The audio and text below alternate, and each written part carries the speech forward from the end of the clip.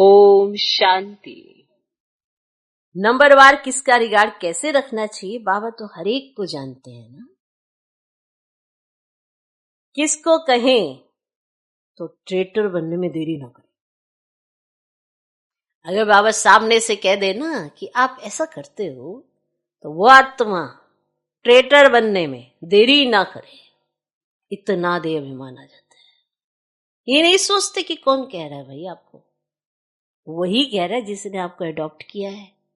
वही तो सिखाने की कोशिश कर रहा है कि बच्ची ये चलन तेरी अच्छी नहीं है। और अगर किसी को कहा जाए तो ट्रेटर बनने में देरी ना करे।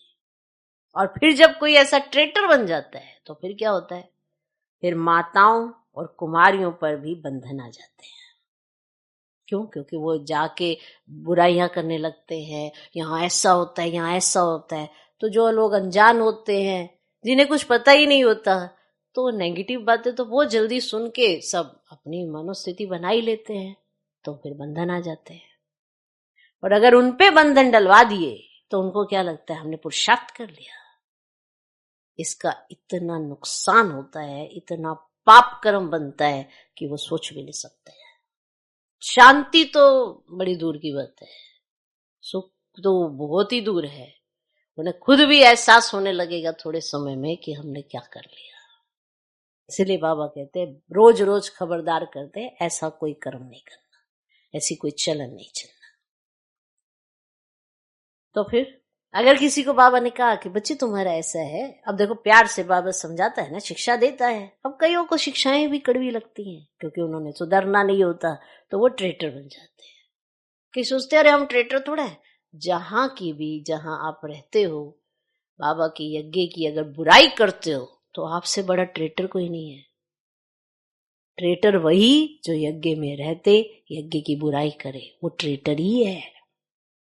अपनी चलन से वो बाप का शो तो कर ना सके, लेकिन बुराई करे तो उससे बड़ा ट्रेटर कोई नहीं है।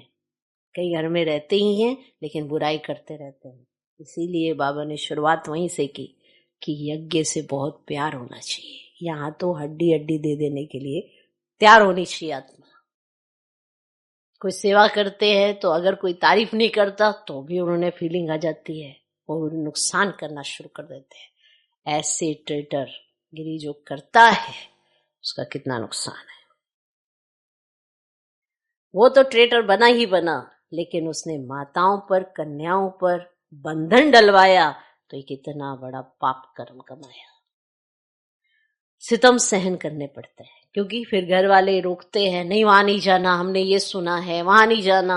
अब ये सुना किससे है? ट्रेटर से है। तो जो ट्रेटर होता है वो बुराई करने लगता है। तो जिस मुख से जो व्यक्ति बुराई कर रहा है किसी की, वो मुख से बाप की बड़ाई कैसे कर सकता है?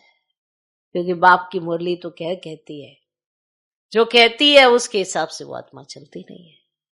इसीलिए वो ट्रेटर बन जाते हैं।